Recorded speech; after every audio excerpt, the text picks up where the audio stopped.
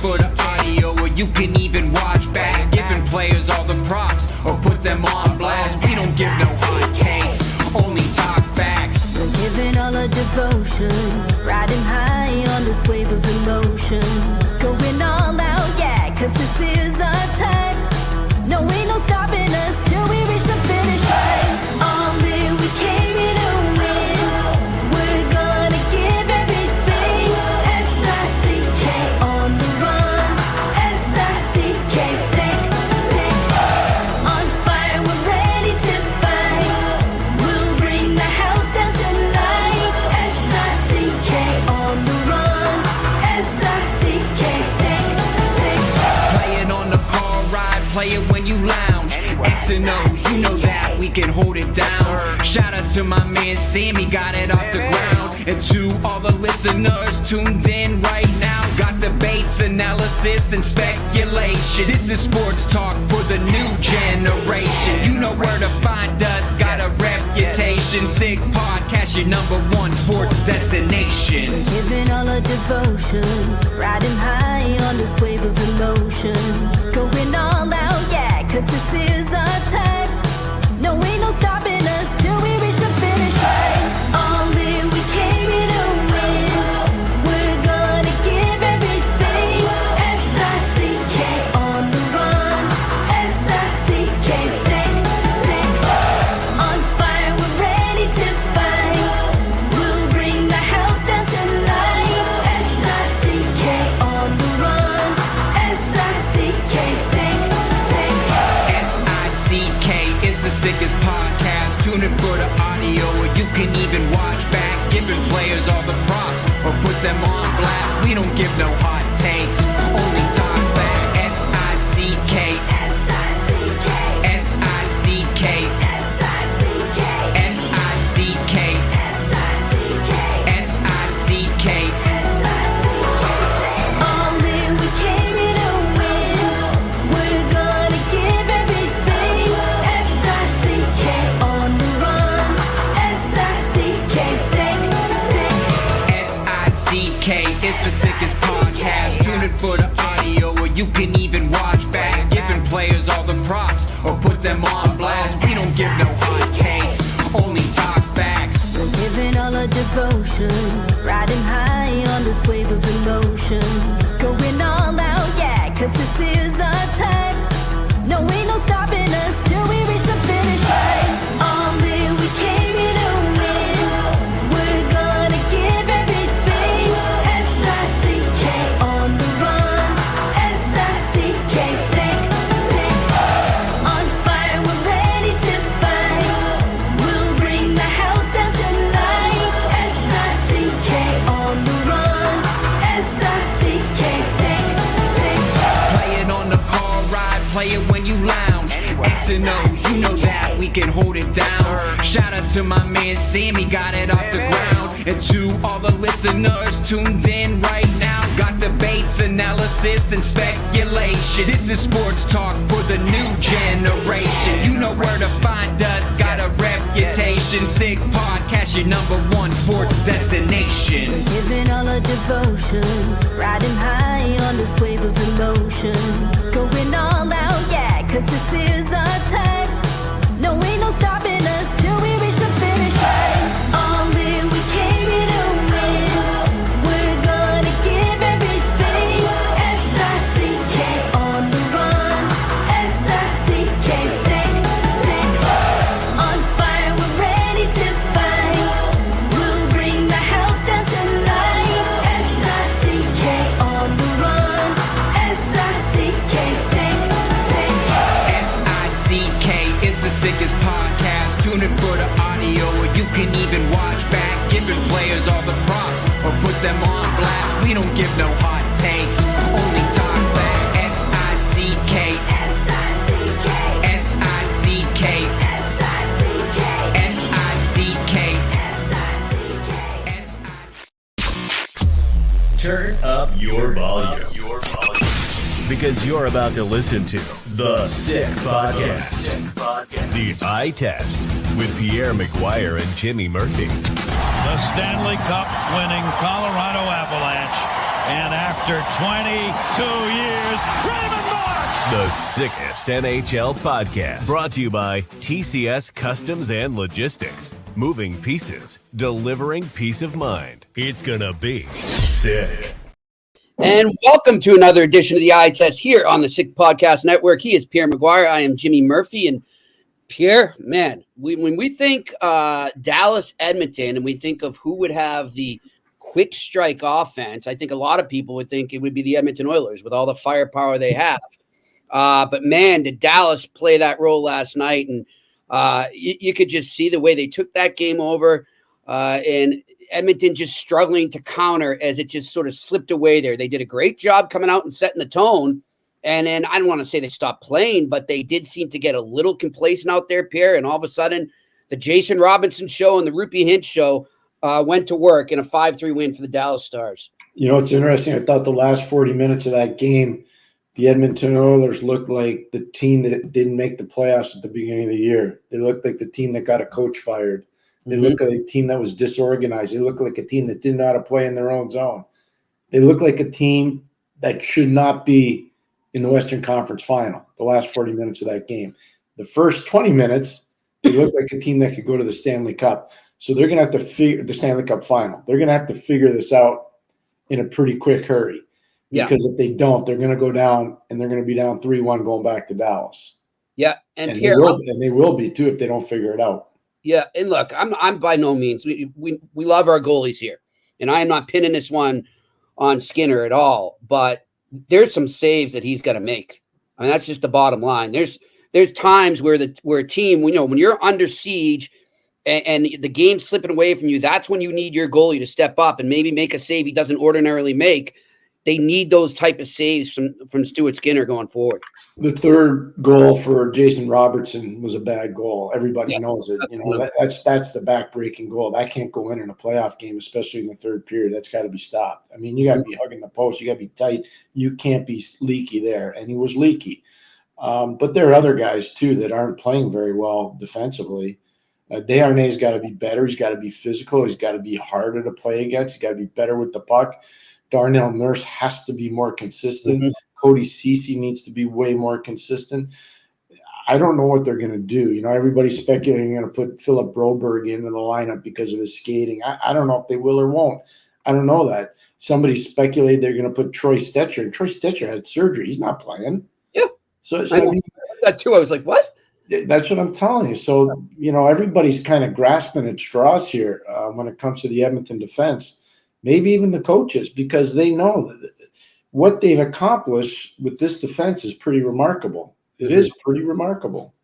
Yeah, and you bring up Nurse there too, and I think that's a player for Edmonton right now that really he needs to look in the mirror and figure out what he wants to be. I know it's late in his career to be saying that, or it's the middle of the playoffs, and it sounds crazy, but to me, he doesn't look like he knows. Does he want to be a stay-at-home guy? Does he want to pinch? What kind of defenseman does he want to be? Because last night he was none of the above. No, I don't even have to say anything. I agree with you. I mean, I'm not going to say what I really want to say, but I'm going to say this. Okay. You can't blame him for the money that he got. Exactly. So if you want to make the argument that he's overpaid, you can do that. But you should look at the management, not him. That's not his fault. That's the management's fault. Exactly. I can't stand when writers and fans. So, everybody's going after him because he's making over $9 million a year. That's not his fault. No. That's the team's fault. Yeah, exactly. I used to have this thing with Bob McKenzie all the time. People would talk about bad contracts. And Bobby Mack and I looked at each other once and goes, just once. We want somebody to write. Those two idiots are overpaid. Just one time. That's what Bobby Mack and I used to joke about. I know the feeling, Pierre. But I would tell you that it's not his fault. He's trying to find his way, but you can't I don't mean you, Jimmy. Yep. People constantly bring the money thing in on him. Oh, it's irrelevant. It doesn't matter. It's not his fault. Just move along. Make him better as a player. Yeah. Jimmy, I got to tell you this. And then I'll let you go. Yep. I had a lot of players that made a lot of money when I was coaching, both as an assistant and as a head coach. Never once did I choose to play a player because of how much or how little he made, and never once in any meeting that I ever had with a player did the number ever come up dollar-wise. Ever. Good. Never. Yeah. I'm with you. That's just, I'm trying to show the fans, I don't think coaches talk about money when they talk to players. I don't think coaches make decisions about players because of money.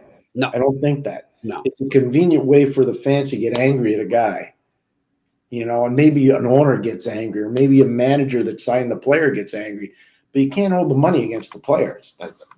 It's not the player's fault. Well, I always say, Pierre's like, okay, when a fan or another writer will say that, I'll say, okay, well, if I come up to you right now and I say, look, I want to sign you, I want to bring you here, I want you to work for me, and I want to pay you $10 million a year, are you turning it down because you feel underqualified?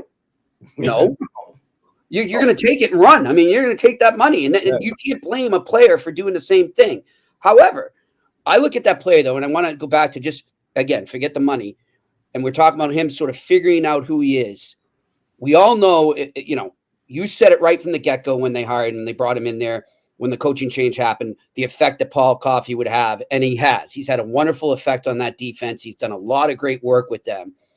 And I'm sure as we speak, this is probably being done. But if it isn't, and I'm Darnell Nurse, I'm going to that guy right now. He's got all the experience in the world as a player. He's been in situations like this before. And I'm picking his brain because that's what he's there for. Don't be afraid to utilize that resource that you have. Go to a coach like that knows what it takes to kind of rally or bounce back from a bad game in the playoffs. Paul Coffey's a perfect guy for Darnell Nurse right now. I don't have to say any more. That was really well said, and that's perfectly accurate on Paul. Yeah. Paul's had, when he played in the playoffs, sometimes really high, other times really down. Paul always found a way to fight through it, and that was really well said, Jimmy. I agree wholeheartedly. The thing that Darnell and Cody Ceci, for whatever reason, they are in the crosshairs of the fans in Edmonton. Yeah. They are, and that's a hard game to play when you're going out there on home ice and the crowd is questioning you, your crowd. That's a hard game to play. Yeah, and one thing I'll credit Dallas too, and I'm not blaming the fans by any means. So for Edmonton fans, please don't. This is nothing against you. I'm crediting Dallas for doing this. They did a good job here after withstanding that initial onslaught and going down 2-0.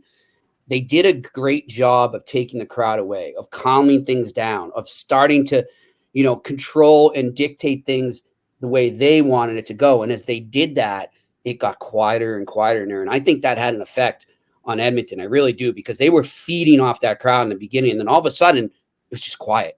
And I think the Oilers going forward in this next game, I hope that they're going to have that initial rush from the crowd, that adrenaline coming out in the beginning of the game. The place will be rocking, but feed off it. And give them more reasons to keep cheering and keep it loud in there if you can. Yeah, no, that's fair. Sometimes I think some of that's overrated, but I would say this: they have to find a way to play better in their own zone. I don't know if the crowd can affect that or not. Yeah, but there were 2 goals scored last night, back to back, and the end zone coverage was reprehensible. It wasn't a little bit bad. That's stuff you don't see in Pee Wee hockey. Yeah, you got 5 guys. You know how I used this last night on the TV show I was doing. There were 5 guys in the picture defensively, so that's what you teach.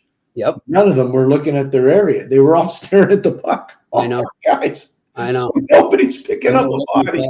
Yeah, can't do that. No, you can't, and that had to be driving Coffey nuts. On the other side, though, let's talk about some positives. Let's talk about what Dallas did right, and it's not always about what the losing team does wrong. It's a lot of it's about what the winning team does right. And we need to remember that as well. And look, you talked about earlier in the playoffs when Hintz wasn't in there, how much they missed him. And he showed up in a big way last night, Pierre. And I didn't unfortunately have time to grab the clip, but I was reading some of the quotes from DeBoer after, and he's comparing, when they were missing him and having to play without him, it's like maybe the Panthers having to play without Barkov. And I said, whoa.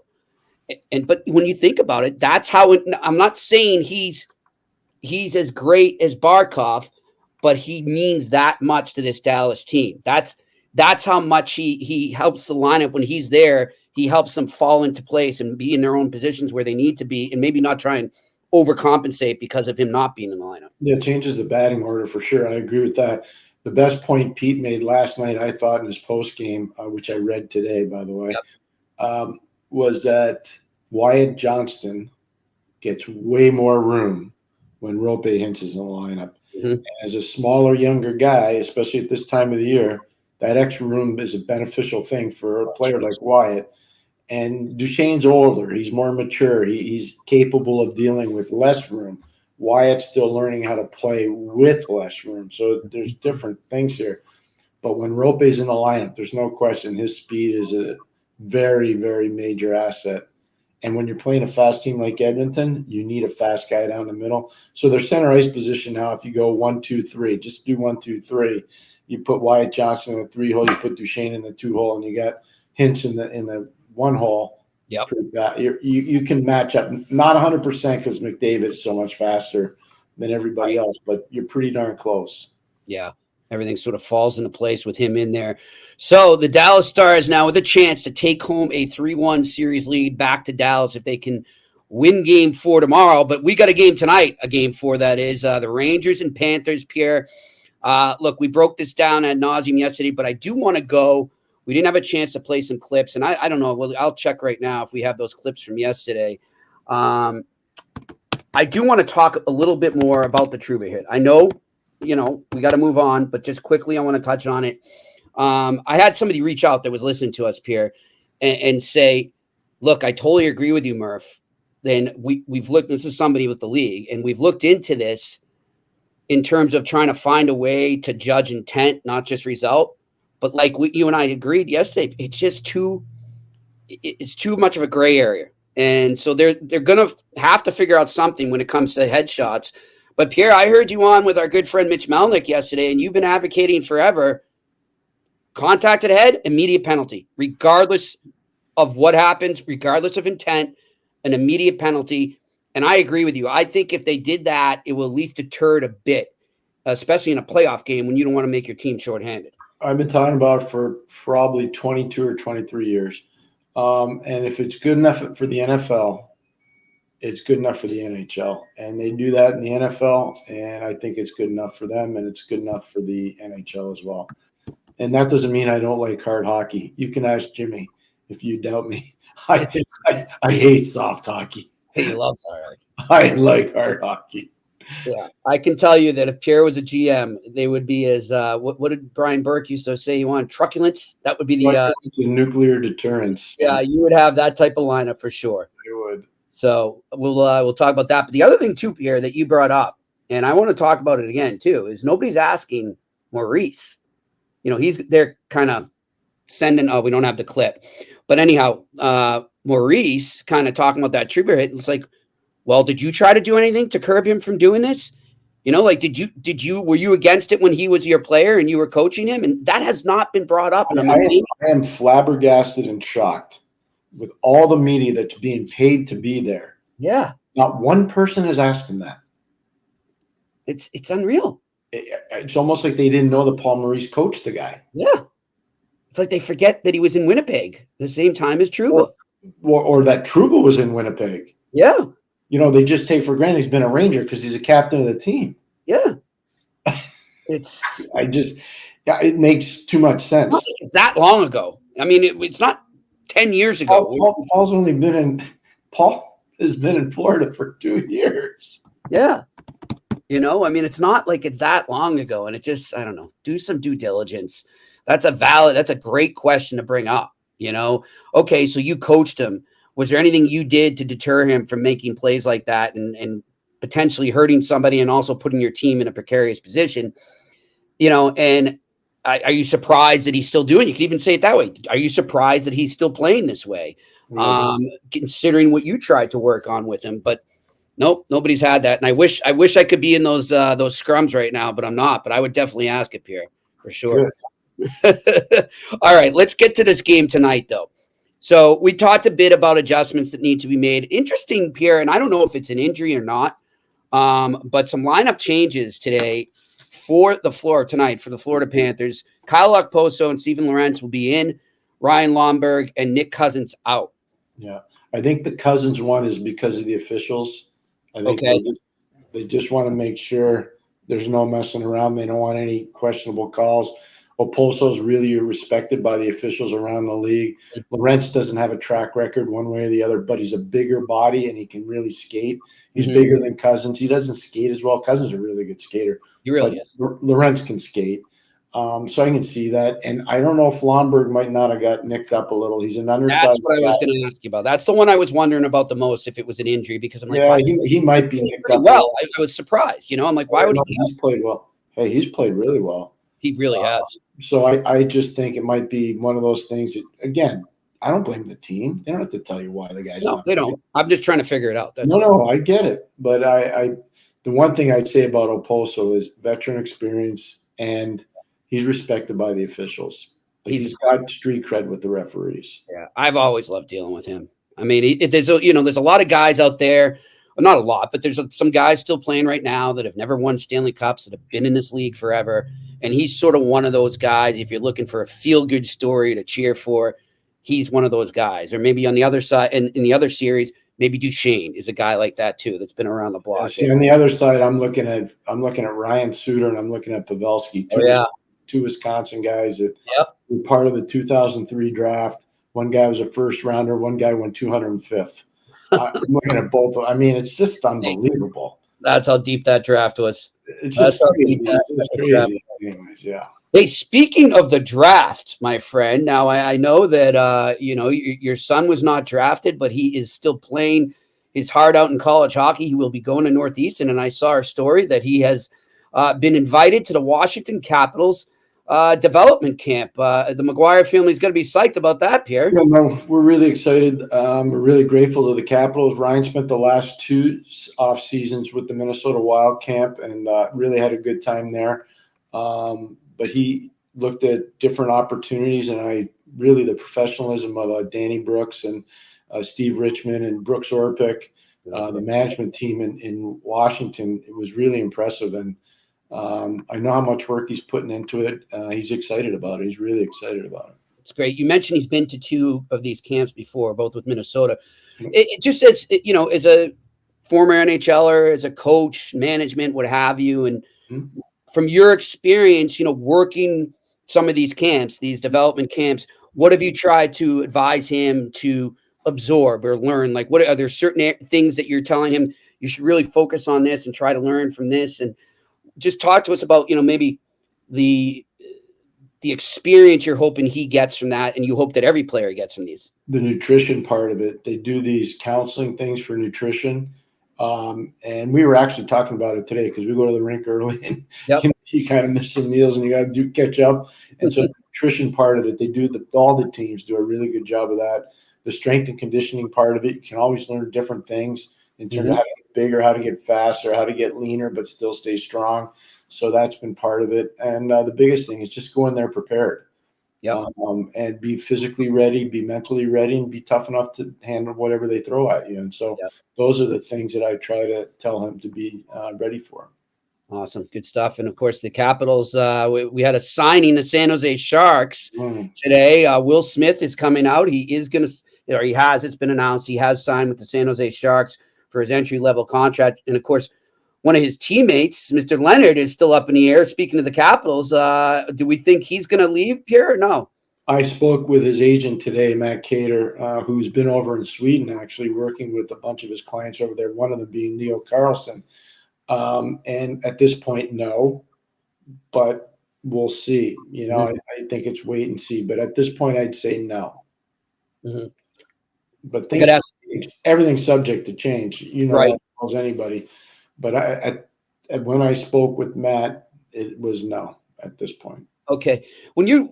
These kids, when they're making this decision, Pierre, what's the biggest things that they're weighing in terms of whether or not to come out? Like, what are some of the kind of the pros and cons? What are they looking at?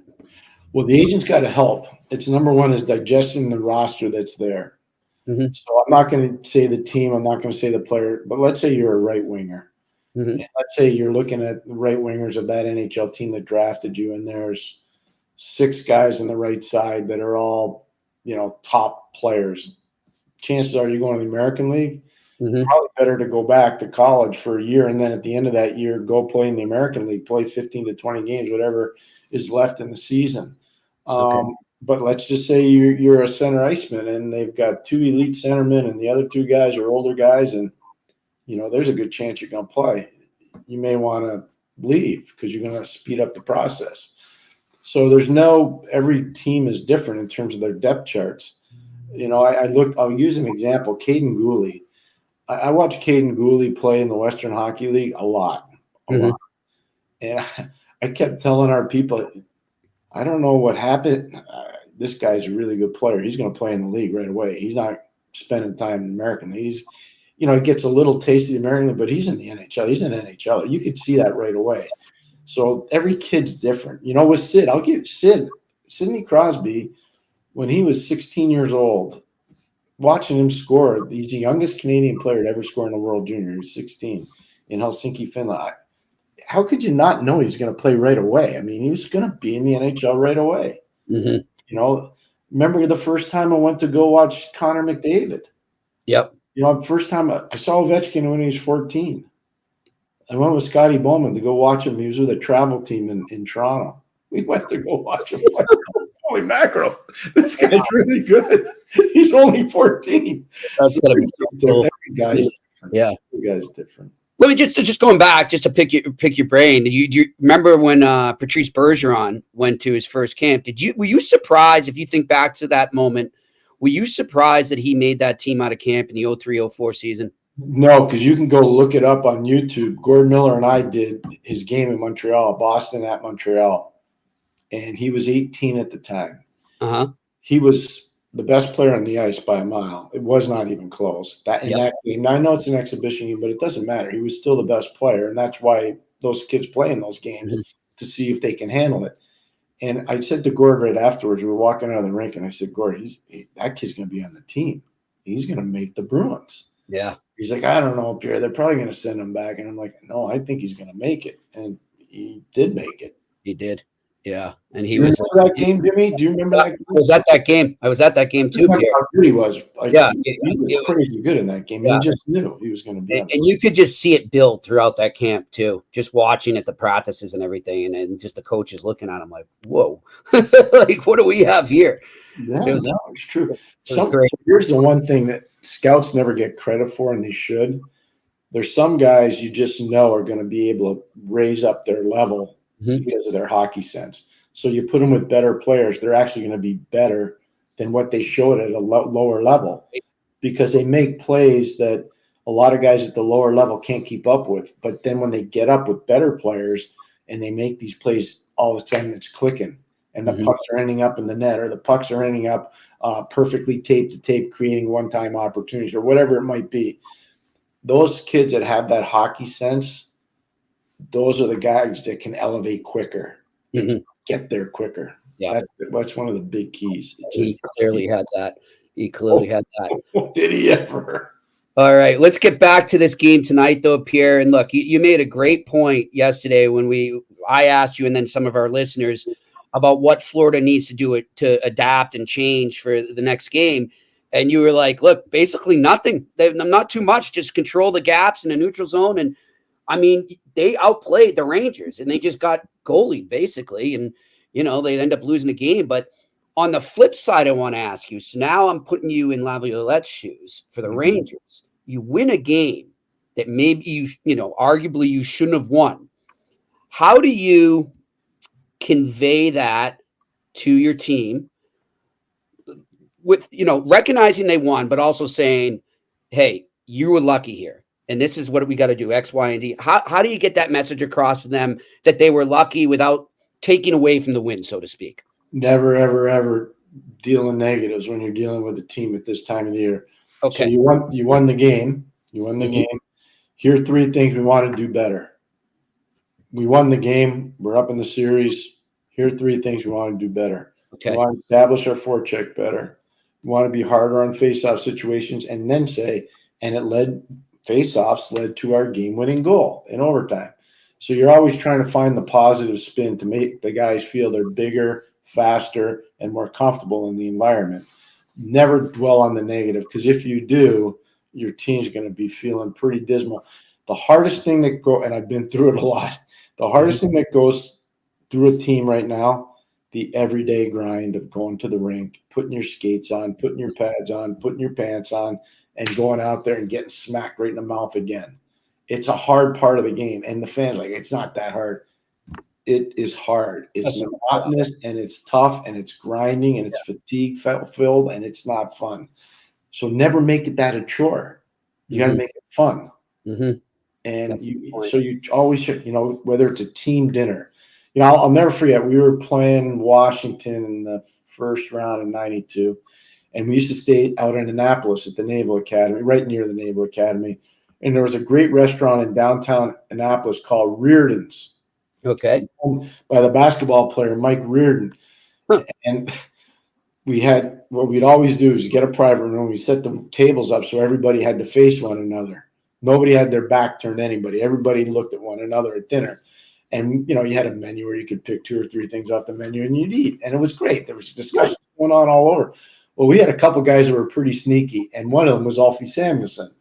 And Alfie would pretend that he was going to the bathroom, and then he would sneak back through a side door where the wait staff would come in, and he'd go under the tables with sour cream, and he'd start putting the sour cream on guys' shoes or on top of their socks.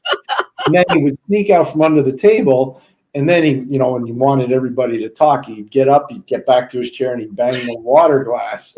And the guy would stand up and like, "Oh, you son of a BB, you've got it's called shoe check." And so it would lighten the mood. Yeah, they felt good about being part of it. It was a special thing that very few people could experience. Yeah, that's great. So you need a little prankster in the playoffs, is what you're saying. It's a good thing. It's not a bad thing. All right. So just a few more things on the Rangers here, Pierre. A couple guys, maybe. I know it's hard to see when a team wins, but are there some guys that you think they need a little more from heading into this game? Yes. Chris Kreider's got to be better. Mika Zibanejad's got to be better. The Breadman's got to be better. Big boys. But I'll say one other guy, but I'm going to say Adam Fox needs to be better, but Adam Fox is not playing 100%. I think he's This guy's he's hurt. He's hurt probably worse than we know. The fact that he's even out there, I've always had so much respect for him. I watched him from the time he was young to where he is now. But I would say that there's something ever since the Jensen hit. We've talked about it a lot on the show. Ever since that hit in the Washington series, he hasn't been the same player, and it's getting worse. It's not getting better. Yeah, his side to side. I think it was Molly who brought that up when she was on with us. By the way, we might be getting Molly back on probably not tomorrow because she's probably going to be in the air while we're on. But Thursday, we're looking at to get Molly Walker from the New York Post. Well, that's excellent. Great job. To say thank you to all the viewers who were sending the kind words along. She appreciates it. So she was great. We'll get her on again, talk some Rangers for sure. Yeah, I mean, I'm looking at Kreider too, Pierre, because he was just so instrumental in that Carolina series. Really took it to another level. And not that he hasn't been bad or anything, but I think he's got another gear in him right now that he needs to find. And that's going to be huge because the Rangers, if they can go back home up 3-1 in the series. No, they go up 3-1 in the series. They're going to win the series if they're up 3-1. Yeah, that's huge. They will. They'll win the series. But if it's 2-2, here's how fickle it is. They go up 3-1, they're winning the series. They're 2-2.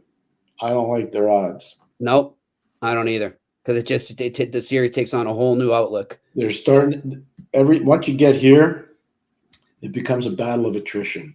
We've already talked about Fox. There's questions about Hedl. VC's already out. Yep. You see what I'm saying? So, and the way Florida plays, they play for keeps. They don't play nice. No, they don't. And they go after you. Oh, yeah. And speaking of, great point by you yesterday, on and off the air, talking to me about them going after Rempe at the end of the game when they went out there to celebrate the OT goal. I went back, I found the video. You're exactly right. I mean, they went out of their way to go after him and send a message there. Oh, Kachuk did, and Oliver Ekman-Larsson did. And yes. Larson swung a stick. Yep. Kachuk went in physically, but Larson first off, if we're seeing this video, we're catching that. Why didn't the Rangers complain about that? Or maybe they did, and we just don't know it. You got to say something to the supervisor, right? Jimmy, I think they did. Okay. They just doing it in a public They forum. just haven't done it in a public forum. And so sometimes when that happens, it's better to do it the way they're doing it, because the league will say, thank you very much For not We're making aware of it. We appreciate it. Now we're moving forward. All right. We're aware. Do you think that carries over at all? No. Okay. No, but I think Rempe gets a break. You think, okay, whereas He's you under the microscope. And after that happened, I think they're going to do a make good. So he might be turned loose here a little. Uh-huh. And then after that, okay, all debts are paid. No phantom calls against Mr. Rempe today, like we've seen in the past. Everything's stabilized, yes. I like that. All right. Well, I'm looking at this game right now. I don't know. I'm not going to pick a winner, but I do have a feeling that we're going in an extra frame again. I'm feeling extra work for you. When I have to work the game and then get up really early to go to the rink. What are you doing? I'm sorry. Hey, you know what? It's the Murphy jinx, because everything I say never happens. So now you're golden, Pierre. You're golden, and it's definitely not going to be overtime now. So, all right, let's talk about our sponsor. We'll get to questions a little early today, so we can get them all in here on a Tuesday afternoon. TCS Customs and Logistics. Unlock the full potential of your shipping operation with TCS Customs and Logistics. From around the corner to around the world, flatbeds to air freight, customs clearance to drawback consulting. TCS is a one-stop shop for all things transport, moving pieces and delivering a peace of mind. For no obligation customs or freight quote, contact sickpodcast@shiptcs.com. Again, that's sickpodcast@shiptcs.com. Pierre, we won't necessarily need TCS to get us across the country, but we do have some great news. Breaking news that the eye tests, at least for one day, we know, we'll be broadcasting live from Las Vegas draft weekend. That is June 28th and 29th is the draft. We will definitely be doing a show from location to be determined. When we have all the info and all the details, we're going to let you know. So if you're going to the draft or you're watching, you're in Vegas, would love for you to come down so we can meet you, put some faces with the names here. But we will be in Vegas for the draft. I'm really excited about that. And like I said, when we have the exact details, I will announce them here. But Pierre, I'm looking forward to that. I really am. And this is also the last draft as we know it, Pierre. And everything's going to go remote after this year, which I'm very upset about, because I don't know about you, Pierre, but the NHL draft is arguably one of my favorite NHL dates on the NHL calendar. I love going to drafts, not just to see these kids get drafted and see them achieve their lifelong dreams to get drafted by an NHL team, but also because everybody's there. And I just love seeing everybody in the hockey world and everybody gets together in one place. So it's kind of a shame this will be the last one, but we're going to have fun at this one. There's only one date that's more important than the NHL draft, and that's the day the Stanley Cup is awarded. That's the only date on the NHL calendar that's more important. I know the All-Star game matters. I know the Winter Classic matters. I know the opening night of the season matters. I get all that. The opening of the playoff, I totally get it. Without the draft, none of those dates matter. Exactly. None of them do, because you're not getting those players. So the draft matters a ton. And obviously, I think the most important date on the calendar is the day the Stanley Cup is awarded. And I felt that since I was a little boy. I used to study the draft when I was 7, 8 years old. And they didn't have any of these things where you could go online or anything else. So you had to work to kind of study the draft and find out who the good players were. I don't know about you, Pierre, but I actually pretty much still, I can remember where I was when each cup in my lifetime since I've been watching. So we'll say since, 7 years old, maybe 8 years old, I can remember where I was for each cup being raced. Always making a point, no matter if I'm traveling or whatever, I'm going to make sure I am able to watch that moment, because to me, it's the best moment in sports, seeing that cup go high above a captain. Yeah, I never had a chance to watch them all when I was a kid, because I kind of remember from 65 on, but I remember, one of the first ones I really truly remember was the 71, where I was watching it intently, and I was like, wow, this is fantastic. The 71 final, Montreal-Chicago, in old Chicago Stadium, where they had the big clock. They didn't have the clocks that we have with the computers. There was a big clock, and the arm would go around, and that's how you knew the 20 minutes. And, if you look at it, 21 years later, I was coaching in a Stanley Cup final in that building. That's amazing. That is amazing. That must have been the coolest feeling, Pierre. Yeah, it was not as cool as winning the cup in '91. Oh, of course. Of course. Minnesota. By raising the cup, you know? I've told this story to you off the air. I'm not sure I told it on there, but it's really quick. Joe Malash is a really special friend of mine and played in the NHL for a long time. He was our goalie coach. And Joe and I were in the runway by the Penguins bench in Minnesota in the old sports arena in Bloomington. And, we were up 8-0. We weren't going to lose. We were up 8-0. I mean, we were killing them. It was, it was almost a mercy thing. And I looked at Jillian, I'm like, wow, this is unbelievable. And he's crying. He's crying. Yeah. And I'm like, yeah, right. And he's like, no. And I'm like, trying to console him. And he goes, I cannot believe I'm actually going to get to touch the Stanley Cup all these years, all these miles. I've never. And when he said that, I started thinking, you know what? Like, this is crazy. Yeah. I started thinking about all the miles and all the cups that I had watched be presented. And I'm like, this is pretty amazing. Yeah. It's got to be an amazing feeling. It's the first time you grab it, you're so jacked up, you don't realize it's 35 pounds. And then, you kind of calm down and you're like, whoa. I'm sure you don't mind that extra weight of all the beer and champagne. No, it was good. No, that all part. That's the fun part of it too, the tradition of it, and yeah, it was good. Yeah, it's funny. I remember Pierre. And sorry to sidetrack. We'll get to the questions in a second here. The first time in person where I saw it raised was the 1990, because actually the Edmonton, Boston. Yes.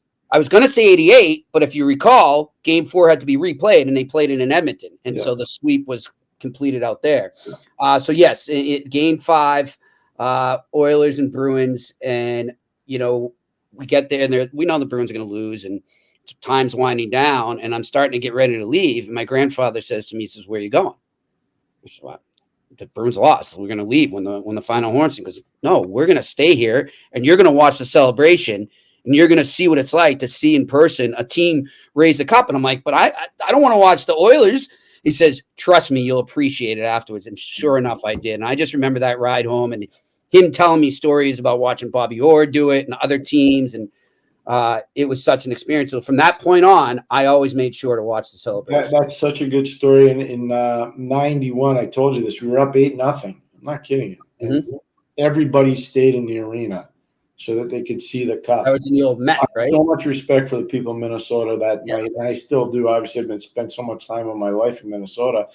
And I just tell you, they all stayed, and the salute was phenomenal. And, I remember when Commissioner Ziegler said, and Mario Lemieux, come get the Conn Smythe trophy. The people they were great. They were amazing. Yeah, they did it at the Garden, too. And you're like, wow, this is really cool. Yeah, they did it at the Garden. I remember the Garden that year against the Oilers. And then as a reporter covering 2013 when the Blackhawks beat the Bruins on Garden Ice and the Blues in 2019, the fans still stayed. It was packed. They weren't happy. It's special. But it's special. They understand it, It's a great moment. And I'd say also being in Denver for Ray Bourque was something when he that was special too. Was there? It was special.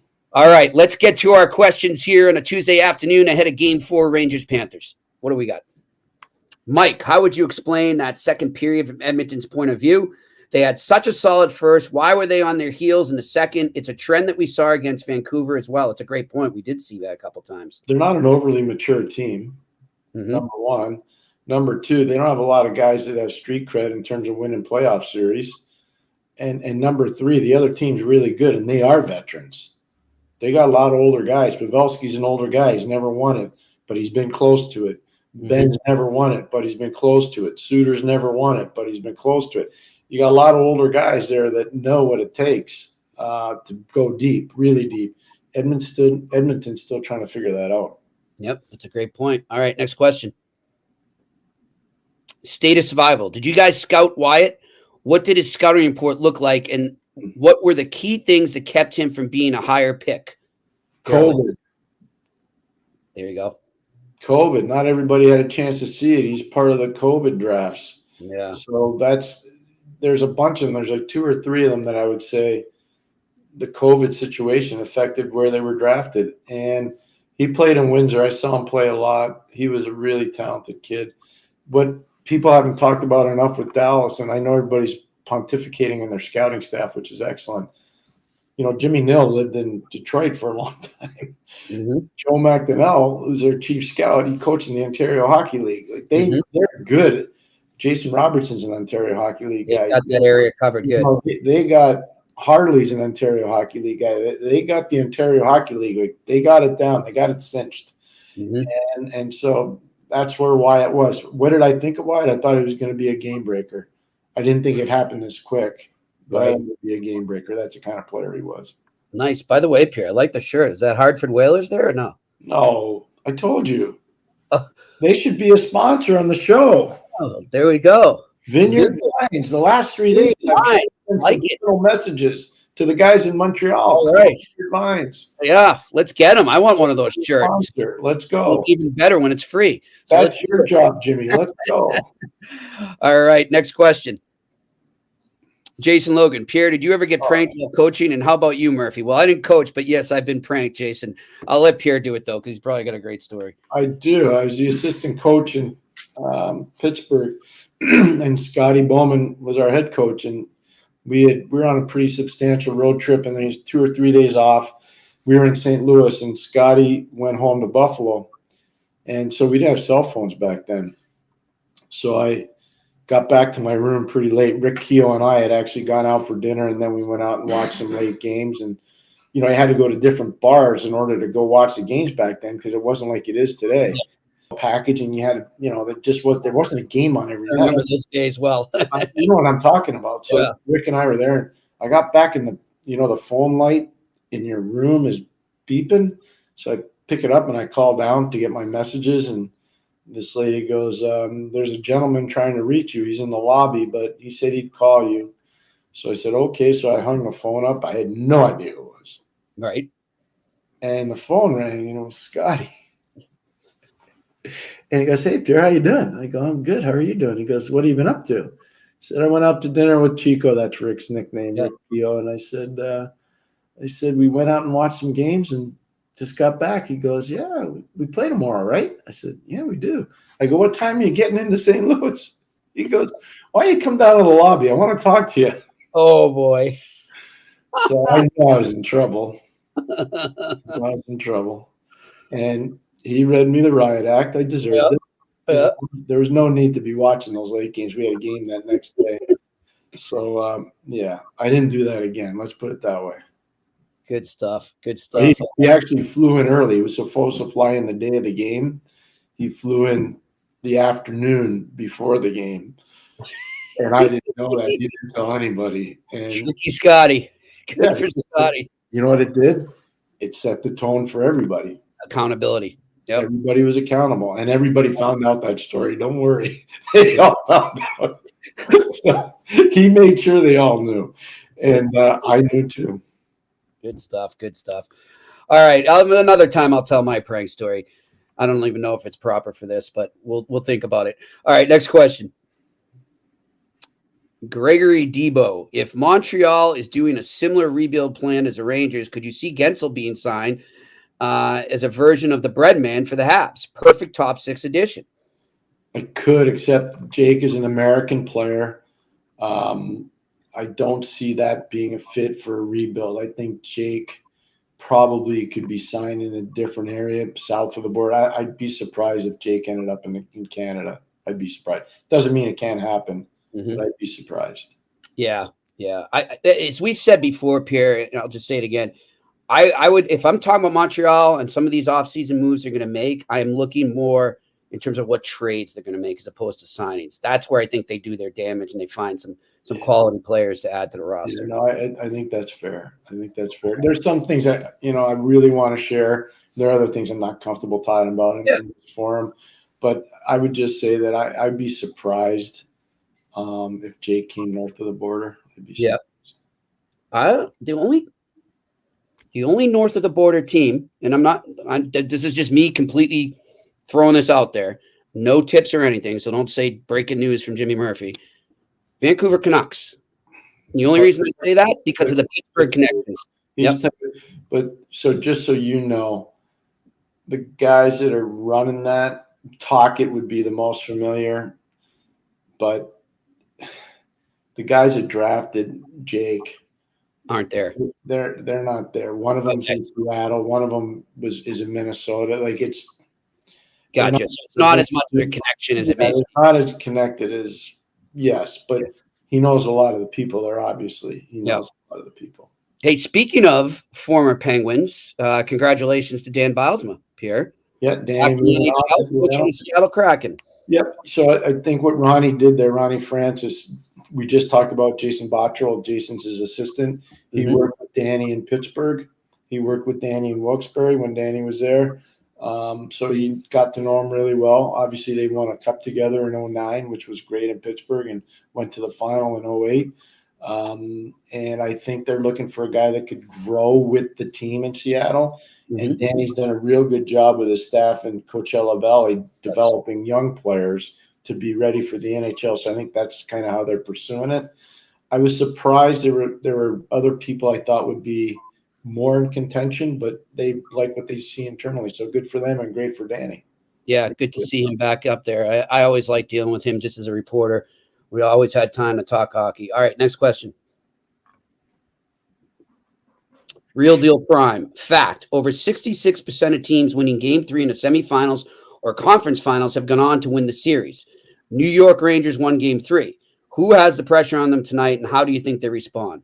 Oh, we just talked about this. Real Deal Prime. The Florida Panthers have a ton of pressure on them. They better get this thing done tonight. If it goes 2-2, then I think Rangers have a bit of a problem. But if it goes 3-1, New York's gonna win. New York's gonna win the series. Yep. They might not be coming back to play any more hockey in Florida if that happens. All right, next question.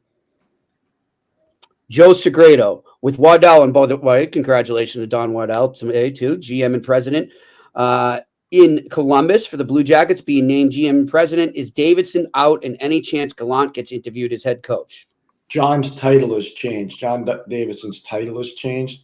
It's That's more what of you a thought was senior, going to happen. more as we talked about it the other day. More of a senior advisor type situation. So his everyday hands-on with the team won't be there. This is Donnie's show. He gets final say on the roster. He's a general manager. He's a president of operations. They basically just gave him the keys to the kingdom, is what they did, which is great for him. In terms of Gallant, he's been there before. I don't, they have Pascal Vincent there. Mark Recchi's there right now. I don't know what they're going to do with their coaching staff. Yeah, I'm sure that's down the road. I was just going to say, Pierre. I mean, last I checked, there's still a guy in that position for Columbus, so I don't want to. With him still being there, No, first of all, the guy that's there is a real good coach, and he's a real good guy. Yeah. He did not take a shortcut to go coach in Columbus. No, he's worked hard. I've known Pascal for a long time to get there. Remember working with Pascal and Farrell Miller and the old Montreal Juniors, Junior de Montreal. Remember that team? Verdun, Quebec. Yeah, there we go. All right, next question. David Robinson. What's up, Dave? Will the Czech success at the international tourney influence Nature's wanting to play for the Bruins or Hronek? I guess he's saying, drawing a connection to Potsdam. Well, I think Nate is good. Yeah. I don't know about Hronek. I don't know what's going on there. That's a kind of a strange one, the Hronek thing. But I think why not? Well, why not? And there'll be other teams that will want to get involved with Nature's too. Yeah. And Pierre, I'll tell you. Hey, just go ahead. He's an RFA. Yes. He's a restricted free agent. So he's a player that you got to make a deal for to get. Exactly. And one thing, too, we should point out, and I don't know if this is where the question came from Dave, if he saw it, too. When Pasta spoke to us at the end of the year, at the end of the season, media availability, he did say that he plans to recruit. He wants to help the team recruit free agents or players that might want to come here as an RFA, too, in a trade. So I'm sure he did a lot of that over there for sure. And it was great. By the way, what a recruiting opportunity. Those guys didn't take any shortcuts. I'll tell you what. Oh man. Well, he is just having a ball over there. I don't know if you've seen some of the video clips. I mean, he's living it up, man. I want to see that guy win a Stanley Cup. So if that's how he is for the World Championship, wait till you see him with the Stanley Cup. So the Pilsner or Kel is probably flying. If it's not the Pilsner or Kel, it's going to be the Budvar. The Budvar is really good too. I've been through Venceslav Square so many times in my life where they had the celebration, and So cool. it's just amazing. It looks amazing. And to see Yarmer there, I was so happy for Yarmer to see him down there. That was really good. And I love those different style pint glasses they have there too. The big rounds. I bet they fit a little more beer than the normal ones. They're fun. All right, next question. Mike, I would love both of your views on sophomore slumps. Interesting. We see it often. Rookies come flying out of the gate and then drop off the second year. Is it other teams just having more info on the player? Go ahead, Jimmy. Yeah, I mean, I would say teams adapt for sure. I think the scouts figure it out. The coaches figure it out with all the video they have available as well now. They start to figure out the tendencies, and maybe this is just my theory. Pierre would know better, and you can correct me, Pierre. But I would also think maybe because these are younger players that they maybe don't adapt to teams adapting to them as well as maybe a veteran would. Does that make sense? All that is true, and now I'm going to throw in the lifestyle part of it. Okay. They all go home. They'll have money in their pocket for the first time probably in their lives. And they're told how great they are by everybody and that they could do no wrong. And you're surrounded by enablers. Mm-hmm. And the enablers get you off your training program. The enablers get you off of your edge, that you're always focused, and you let your guard down. Mm-hmm. And it happens more than you would imagine. Yeah. And that's why, Rick Tocchet said something this year that I thought was really good after they got eliminated by Edmonton. He goes, we're in the process of evaluating our team, but I'm going to do more traveling this summer to go visit with some of my players. And I know who he's talking about. I'm not going to say any names, to make sure they understand this is what they need to do to be even more successful next year. Yep. And so Rick knows. He knows the drill. He gets it. That's the hardest part about this thing. And, I work with a lot of young players, and the first couple times they come in, like, this guy's crazy. And then the older guys tell them, well, these were my stats before I had them, and these were my stats after I had them. Nice. So then the kids understand. And eventually I sit down and tell them, this is where I think you need to be better. This is where I think you're really good. But you tell them, but you have to push. Mm-hmm. You don't scream and yell at them because it's but you got to push them. Yeah. Yeah. A lot of times kids go home and nobody's pushing them. They're telling them how great they are. Yeah. And they're enabling them. Don't worry about going to the gym today. Go to the golf course. It's better. Come on, hang with the fellas. Mm-hmm. And I wish my wife was on with us right now because she could tell you when this first started training all these kids, she's like, that's not very nice. Now she sees them and she kind of gets it, but it's just how you got to do it. Yeah. Just for our listeners and viewers out there too, I want you to know, like, kind of a sneak peek into Pierre and I's daily day. So, Pierre and I will usually touch base before or after lunch hour. And, Pierre's already been up since 5 a.m, working out, training these kids, going hard. And he'll come back to me, and I'm sure he doesn't mind saying, hey, I'm 62. And it's Pierre, but you're doing it. So he's still doing it. He may be 62, but he's still doing it. And that's the big thing, man. And I commend you for that. Thanks, Jimmy. I'm starting to take better care of myself and reevaluate my health and my workout situation since I started working with Pierre. So he's definitely helping me too, even though I'm not a player. I'm just so grateful for everything hockey's given me and my family that I just want to always pay it back. And, really grateful to have the rink that we get from the Fusco brothers and the kids that come in, and they don't get charged anything. It's all pro bono, and it's about giving back. It's really important. Those are really good rinks too. But it's really important to give back to the game. It really is. I agree. All right. Last summer, I just want to say one more thing. And last summer, for the first time, we had a skate with just women, young girls. Yeah. And a lot of them went to the national camp last summer. We're really excited about it. So we're going to do that again this summer. And so we're trying to grow it on that side too. And it's exciting to see how there's so much interest in it. I was blown away last summer because it was only by invitation. Yep. And this summer, people are trying to, and I don't blame them. but they're trying to invite themselves. Mhm. And that's great. I love it. But again, Awesome. you only have so many people. Right.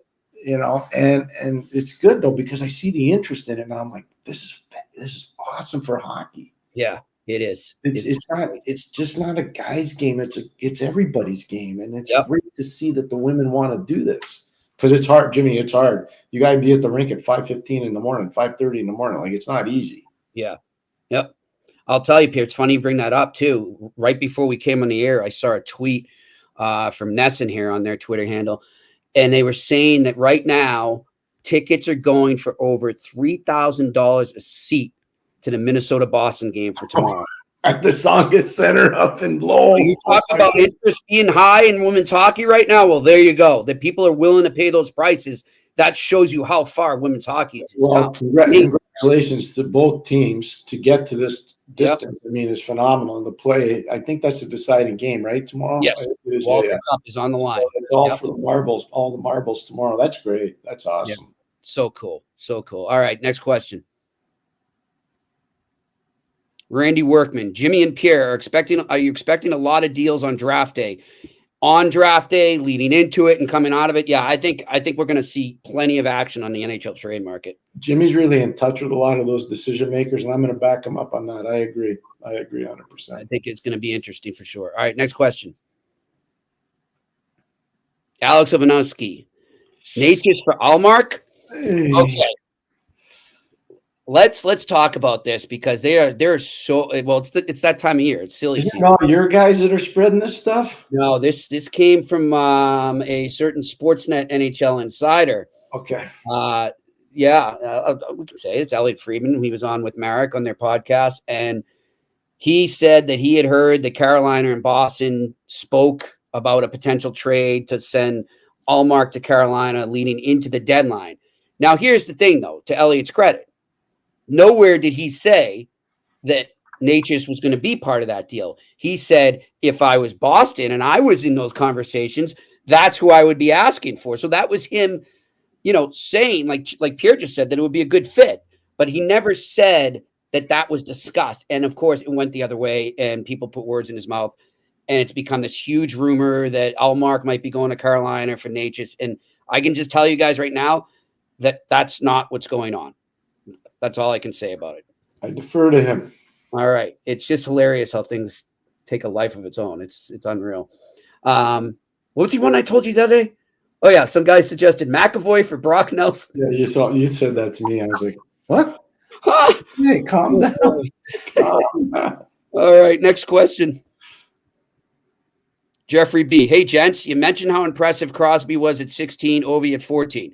I know he's not on that level, but does Celebrini, being the youngest Hobey Baker winner, ever say there's more to his potential? Oh, yes. No. So, again, we've talked about this before. Eichel was a really special player. Paul Correa was a really special player. We're talking young guys that won the Hobey. You can look at all the good Brian Leach, all these young guys that were in college hockey were really good. Adam Fantilli at Michigan won the Hobey Baker. He's part of the Columbus Blue Jackets now. Yep. They're all really – Fantilli reminds me of Mike Modano. I said that to Scott. He goes, no, I never thought of that. That's a good comparable.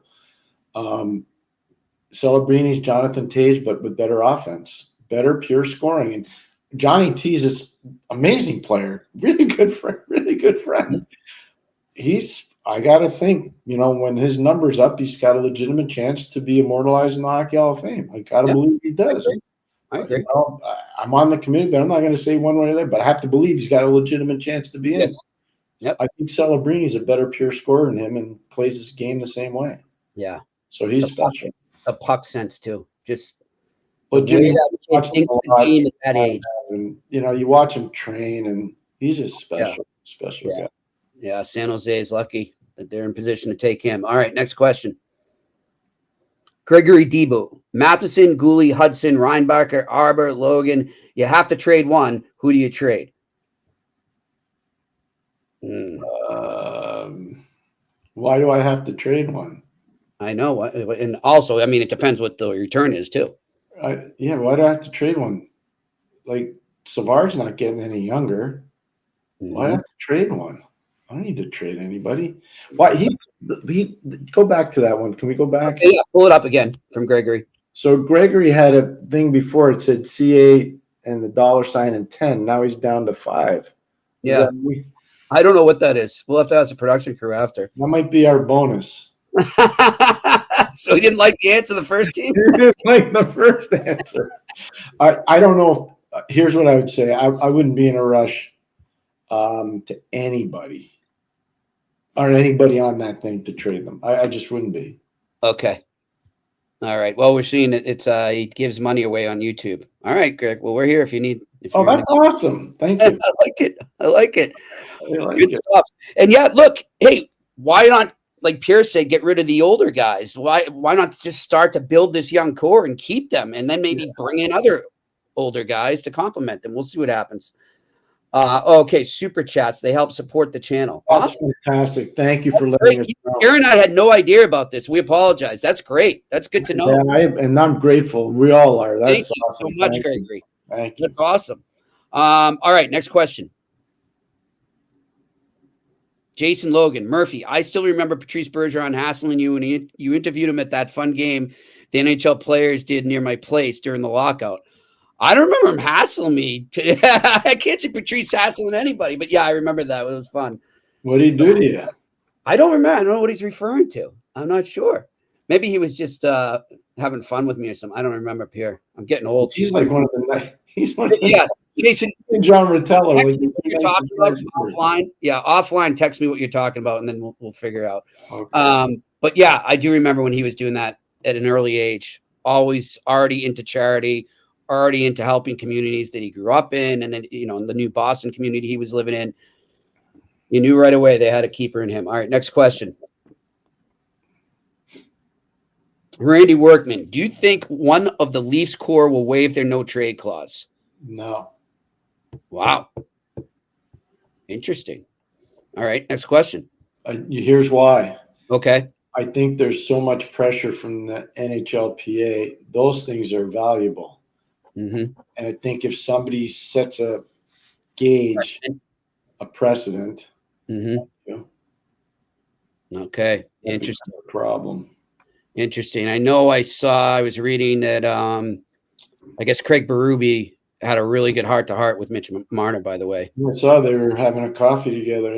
Yeah. So good for them. That's the way to do it. All right. Next question.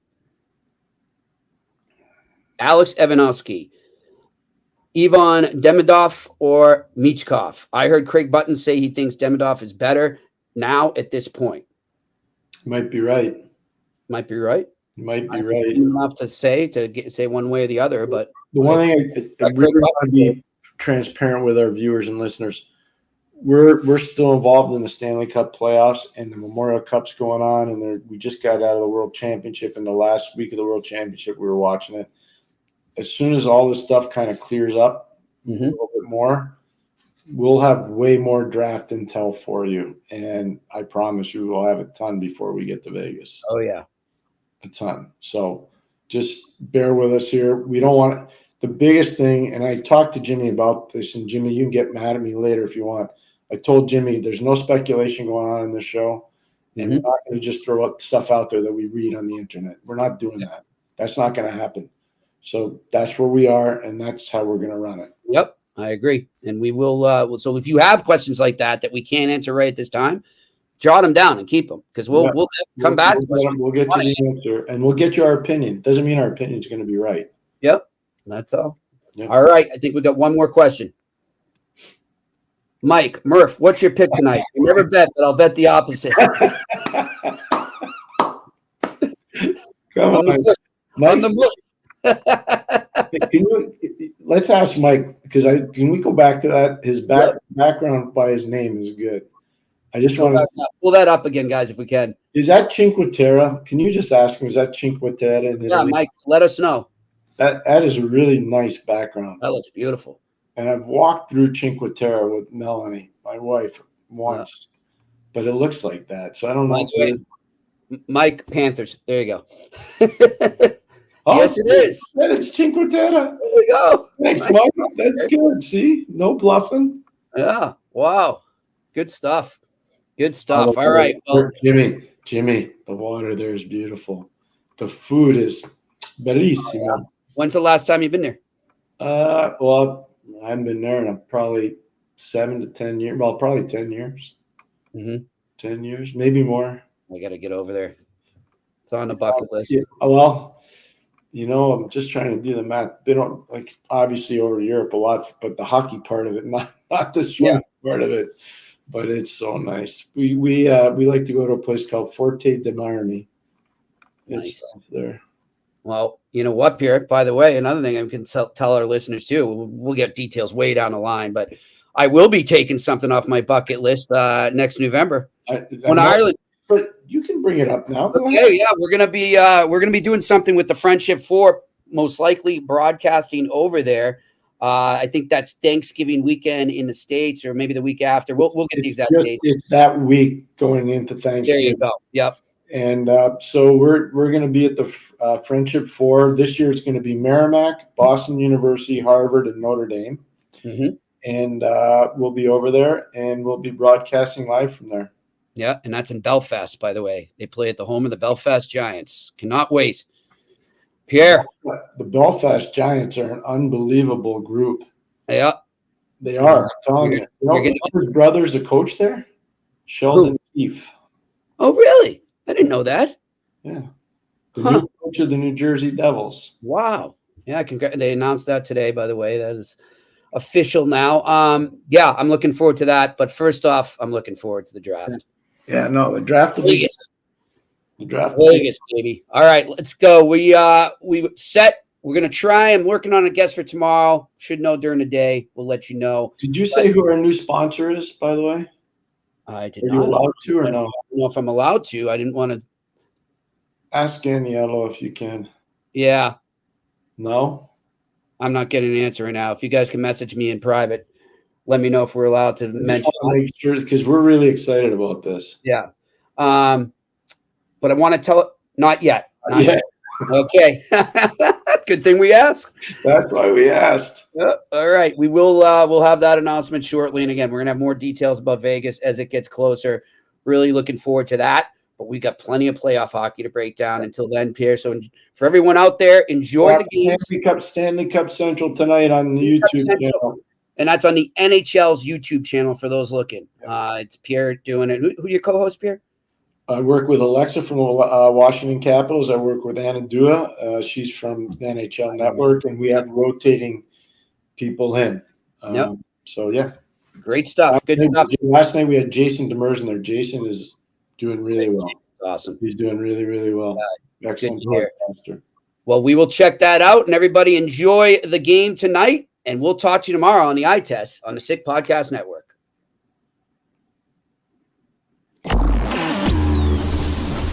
And that's a wrap. Hope you don't miss us too much until next time. Follow the eye test with Pierre McGuire and Jimmy Murphy on YouTube, Facebook, Google Play, and Apple Podcasts. Brought to you by TCS Customs and Logistics. Moving pieces, delivering peace of mind.